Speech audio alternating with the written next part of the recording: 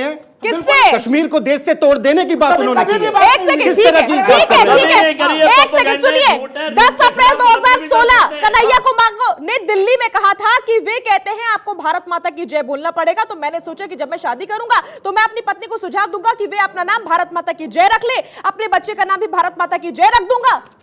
तो बताइए, अब ये तो वो बैन कर रहा है ना, वो अपने देश में ये जबरन अपने ही देश का मजाक। नहीं मजाक कहाँ उड़ा रहे हैं जब लोग अच्छा, एक चीज बोलते हैं, अच्छा, भारत अच्छा, माता की जय, अच्छा, आप बहुत किस अच्छा प्रकार की भाषा की बात करते राहुल हैं? आनंद जी अच्छा को कुछ मैनिपुलेट दिखाई नहीं करते देता हैं। है। नहीं मैनिपुलेट करने की राहुल बात लाल नहीं जी है। को आप कुछ ये दिखाई बताइए, नहीं देता है। ये कैसा देश राहुल है? जी, अरे भाई जो आदमी आप कौन से राष्ट्रभक्त है, जेएनयू क्या में उसको पढ़े हैं भाई? सर्टिफिकेट आप देने कौन की से जरूरत जेएनयू है? में पढ़े हैं? नहीं, मैं सर्टिफिकेट तो आप ही मैंने बांटेंगे। उसी जेएनयू में पढ़ा जिनके है। सर्टिफिकेट तो आप ही सर्टिफिकेटों की बांटेंगे। डिग्री नहीं पता। दुर्भाग्य ये है राहुल जी, नकली डिग्री जो लोग आज डिग्रियों का आज एक जो खून बहाने की यहाँ बात कर रहे हैं, आप उनके भी पक्ष में खड़े होने का काम कर रहे हैं। बेरोजगारी से आजादी चाहिए, हमें महंगाई से आजादी साजिया चाहिए, जी, हमें देश के भ्रष्टाचार से आजादी चाहिए। साजिया जी तो ये यहाँ आजादी बैठकर चाहिए स्टूडियो ना, में आजादी कहते का हैं जो कि अपना कार्रवाई नहीं होगा ना, करते, कार्रवाई नहीं तो करते, मोरबी की घटना और जब में कार्रवाई मोरबी भाजपा की करती घटना है, में वो चाहे उमर खालिद हो, कन्हैया हो, या फिर राहुल गांधी, सोनिया गांधी हो, कहते हैं कि जबरदस्ती कार्रवाई कर रही है, जबरदस्ती कार्रवाई कर रही है। साहब के गुजरात में शराबबंदी के बाद 1000 से ज्यादा लोग मार दिए। मोरबी की घटना में जो घड़ी बनाने वालों को पुल दे दिया, वो मार दिए साहब के मित्रों को। यही तो भ्रष्टाचार अरे है, भाई साहब, आप ये इसका आजादी की डर बात है, कर रहे हैं। इंशाल्लाह, इंशाल्लाह, टुकड़े टुकड़े कौन आप लगाता ये है बर्बादी का ये गुजराती जनता को चीनी बताते हैं राहुल गांधी का क्या? ये नारे नहीं लगे, ये नारे फैब्रिकेटेड मतलब कन्हैया कुमार पर जो आरोप वो सब गलत। अबे राहुल सब गलत क्योंकि वो राहुल कांग्रेस गांधी से जुड़े हुए हैं। राहुल गांधी स्वीकार नहीं किया इसे। Rahul Gandhi chief justice of India है, यहीं बैठकर सारे फैसले कर जाएंगे। कुमार आशुतोष कुछ कह रहे हैं, एबीवीपी से है, सुन लेते हैं। कुमार बोलिए।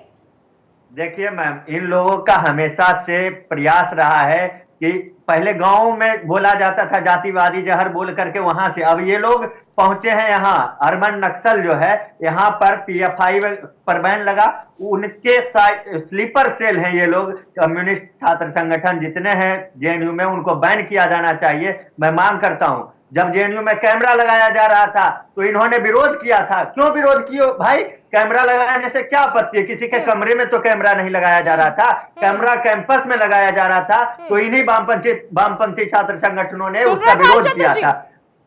सुन रहे भालचंद्र जी? आज अगर कैमरा रहता तो सामने आता सच, आज इंक्वायरी होगी, सच्चाई सामने आएगी। कैमरा लगाने में दिक्कत थी, सवाल पूछ रहे बीवीपी वाले, क्या दिक्कत थी? अगर कैमरा होता तो सच सामने आता ना सर, कि कांग्रेस और फिर पता चल जाता कि नारे कौन लगाता है, पोस्टर कौन लगाता है, ब्राह्मण और बनिया के खिलाफ लिखता कौन है। भालचंद्र जी,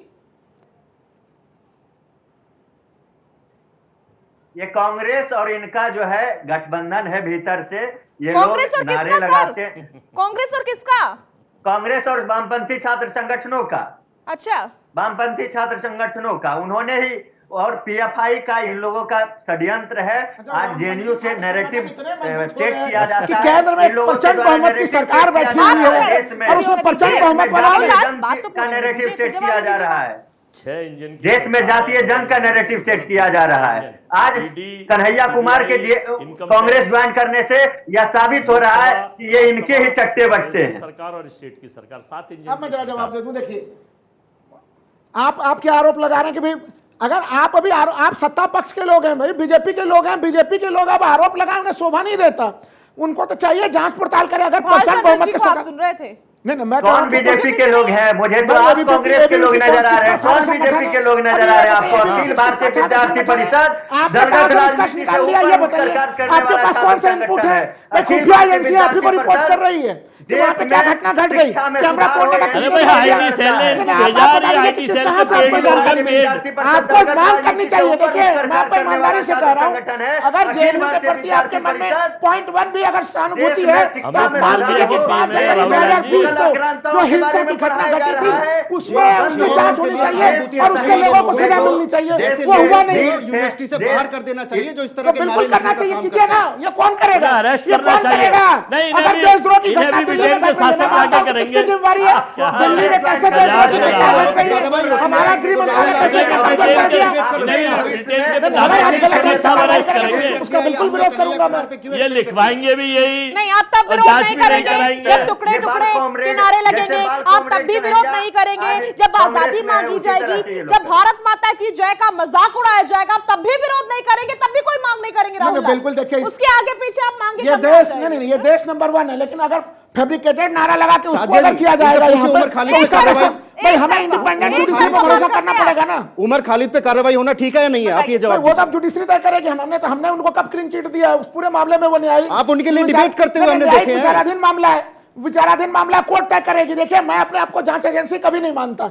मैं तो कह रहा हूं कि आपके पास जांच करने की तमाम शक्तियां, आप आरोप देखिए प्रत्यारोप साजिया जी, कीजिए जब और किसी पे JNU का कार्रवाई वकालत होती को है खराब कर तो रहा ये है, लोग ये डिबेट बता करने दीजिए। लगते हैं कि आज गलत कार्रवाई कर रहे हैं, आपसे ईडी का पूछा इस्तेमाल है। कर रहे हैं, सीबीआई आज का आपसे इस्तेमाल पूछा कर रहे है, हैं, वोट ऐसी किया बातें क्या करते कह हैं। रहे हैं? वो कह रहे हैं जब कार्रवाई करते हैं तो फिर आप ही लोगों को समस्या होती है कि कार्रवाई क्यों नहीं, कर रहे आप अगर कानून सम्मत नहीं करेंगे, संविधान सम्मत नहीं अच्छा। करेंगे, अच्छा, कार्रवाई जो का राहुल आपको जी को नहीं, समझ आप नहीं जब- आता वो सब हमारे असंवैधानिक कहने से असंवैधानिक सब हैं? कुछ कुछ आपके देश हिसाब में से होना चाहिए। डॉक्टर भालचंद्र जी, आपको मेरी आवाज मिल पा रही है? मैं आपके पास आना चाह रही हूँ।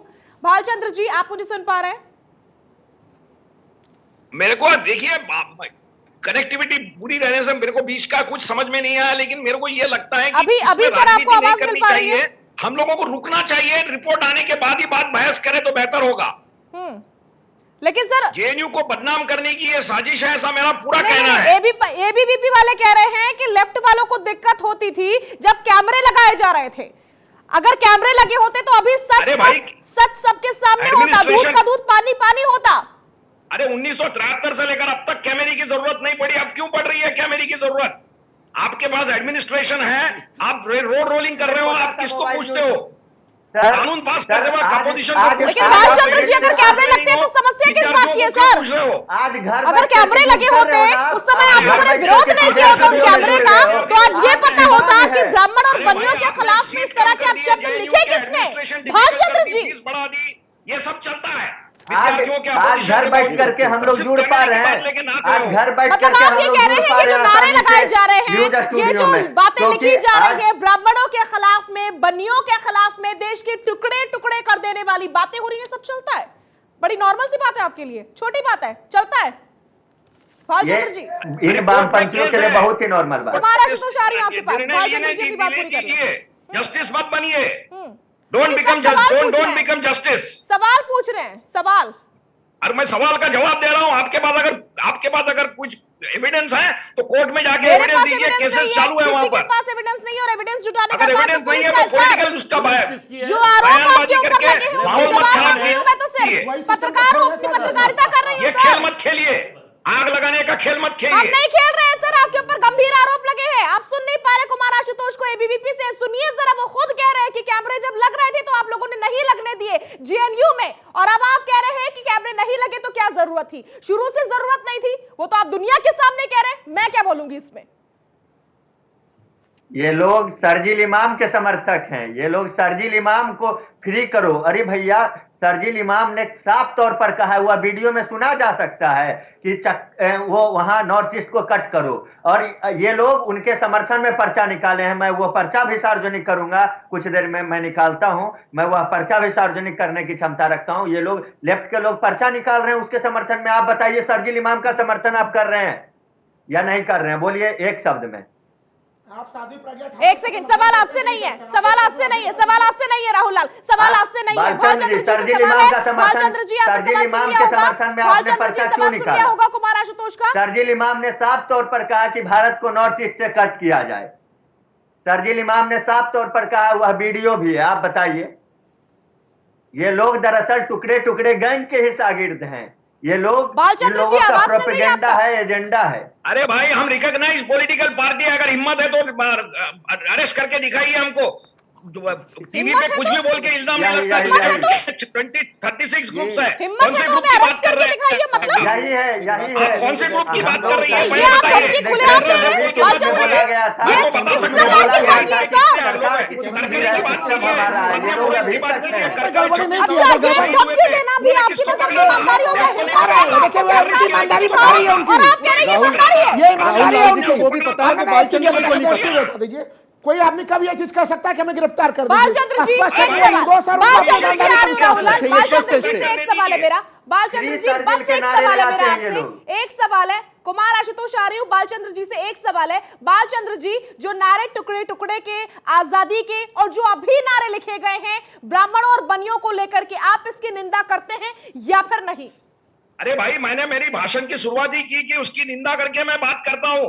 आप सुनते नहीं है। मैंने निषेध किया। मैंने क्यों? जेएनयू के स्टूडेंट्स अभी राहुल लाल जी, आपके पास बोलने के लिए कुछ बचा है? मैं तो कह रहा हूँ, वो गलत चीज है, उसका समर्थन कौन कर रहा है? मैं तो बता रहा हूँ कि भारतीय जनता पार्टी के ब्राह्मण वोट उनसे भुगत रहे हैं, उनसे उनके बनिया वोट उनके पास से जा रहे हैं। ऐसे स्थिति में वो असुरक्षा कायम कर रहे हैं। जब उनको लगता है कि उनके हिंदू वोट भी उनसे जा रहे हैं तो वो कहते हैं हिंदुत्व खतरे में। विनीत,